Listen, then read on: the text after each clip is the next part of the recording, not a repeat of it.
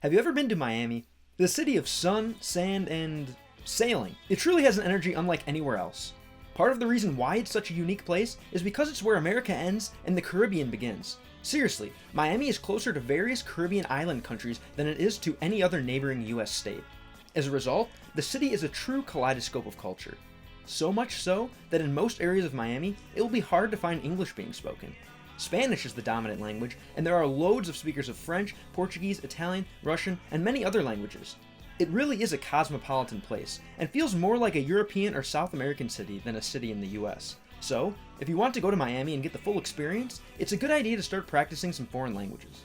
Many people have trouble learning a second language, but there's a way to learn a second, third, fourth, and even more languages super easily. That method is called virtual immersion.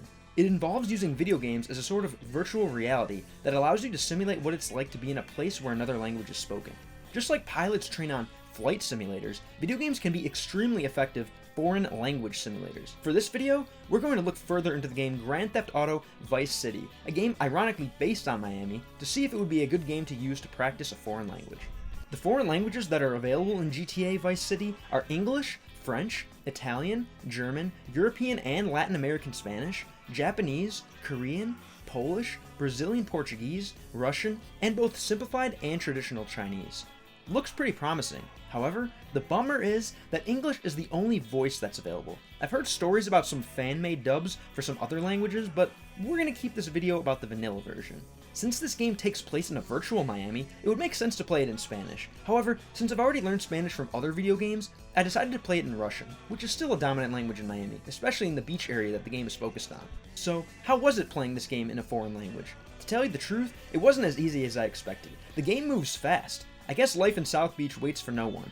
If you aren't quick on your reading in the cutscenes, there's not much in the game to direct you where to go next. This game is from 2002 after all, before games implemented hand-holding waypoints and descriptions of the task at hand.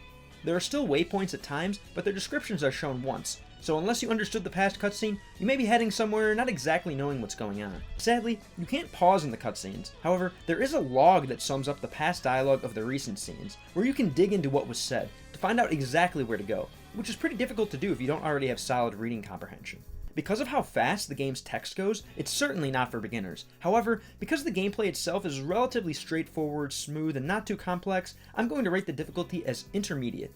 You should have some experience in your target language before playing this game, and maybe a slightly less amount of gaming experience.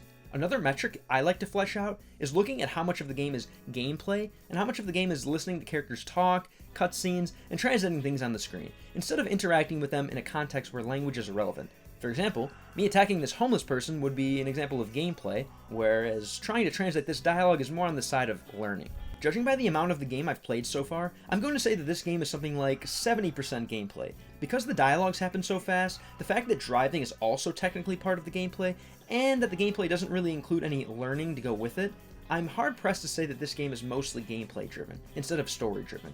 The final metric of what makes a good game is whether or not the game has a multiplayer mode available.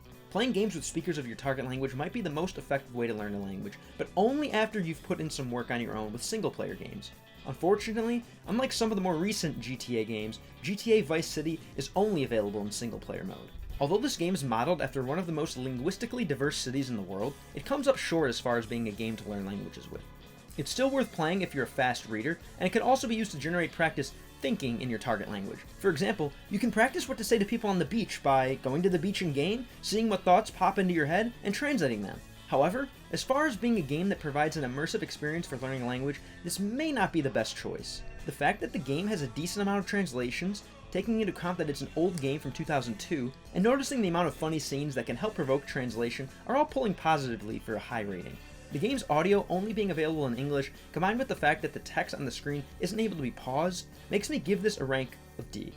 It's a legendary game in its own right, and it's fun to play in your native language, but as far as being used to teach you something about a foreign language, it's got its head in the sand. I hope you enjoyed this video. Please subscribe if you enjoy the gaming linguistic hybrid content. Let me know which kind of videos you'd like to see on the channel next in the comments. Until then, don't forget that life is a game, so using games to learn about life just makes sense.